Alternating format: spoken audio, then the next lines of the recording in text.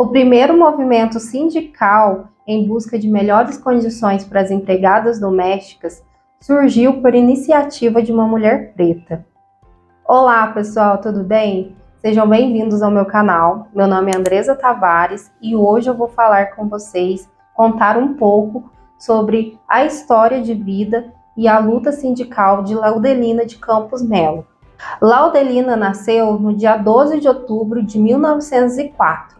Ela largou os estudos aos 7 anos para ajudar sua mãe com o trabalho de casa, cuidando dos seus irmãos e também trabalhando na casa de algumas famílias como babá e também como doméstica. A sua infância foi marcada pelo trabalho e também pelo racismo. A avó de Laudelina era escrava e doou a sua filha para a casa de uma família importante de Poços de Caldas. Neste período, era comum as mães doarem os filhos para a casa de algumas famílias, mas também é bom lembrar que essas crianças, elas não tinham a criação em família ou eram adotadas por essas famílias. Essas crianças trabalhavam durante todo o período na casa desses senhores. Os negros não podiam frequentar os mesmos lugares que os brancos, teatros, bares, entre outros locais públicos. E na igreja, quando uma pessoa negra estava sentada e outra pessoa branca chegava, o negro tinha que ceder o lugar para essa pessoa branca.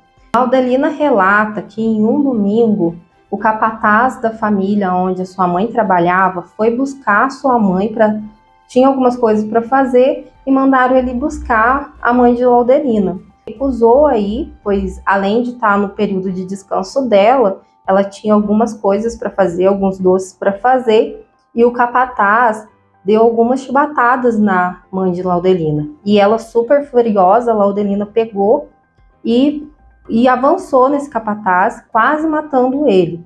Laudelina mudou para Santos após seu casamento com Henrique Campos, onde teve o seu primeiro filho, e depois ela retornou para Santos em 1934.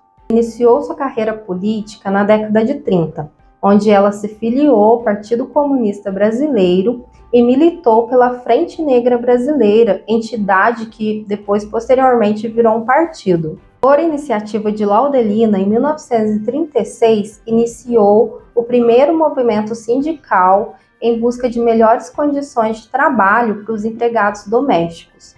Sua atuação foi essencial para a categoria, principalmente para as mulheres pretas, que trabalhavam a vida inteira na casa de algumas famílias e não recebiam nada, nenhum direito previdenciário, nenhum direito trabalhista, e também não eram protegidas pela legislação vigente daquela época. Laudelina relata em uma entrevista que a situação da empregada doméstica naquela época era muito ruim.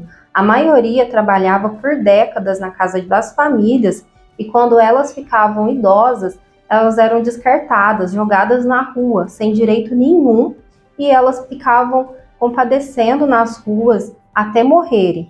E o sindicato cuidou de várias dessas mulheres até a morte. E ela também relata que esse fato é um resquício da escravidão, porque a maioria dessas empregadas eram negras e eram filhas de ex-escravos. É importante lembrar que mesmo com a consolidação das leis de trabalho, que foram unificadas em 1943, a categoria não teve acesso a esses benefícios trabalhistas. Durante a Segunda Guerra Mundial, Laudelina se alistou para trabalhar como auxiliar de guerra no país.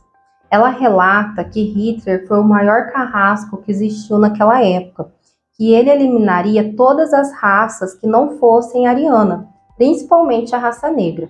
Então aquilo a motivou para servir a pátria, auxiliando na Segunda Guerra. Ela trabalhou como empregada doméstica até 1950 na cidade de Campinas. Em seguida abriu uma pensão e começou a vender salgados nos campos de futebol. O Partido Comunista Brasileiro e a Frente Negra Brasileira, assim como outros grupos políticos, foram perseguidos e fechados durante a ditadura varguista do Estado Novo, que foi entre 1937 a 1946. A associação fundada por Laudelina voltou a funcionar após a ditadura varguista, em 1946, mas a perseguição não parou. Com o golpe militar em 1964, foi instituída uma nova ditadura militar no país, e a Associação dos Empregados Domésticos precisou se abrigar no Partido União Democrática Nacional para não fechar as portas. Doente, Laudelina precisou se afastar da associação em 1960 para cuidar da sua saúde, e só retornou após o fim da ditadura militar a pedido de suas amigas. Com a nova Constituição, em 1988, a associação finalmente se tornou um sindicato. Laudelina faleceu em 1991, aos 86 anos de idade, na cidade de Campinas. Sua luta e toda a sua jornada para a associação e posteriormente sindicato teve resultado anos depois, somente em 2016.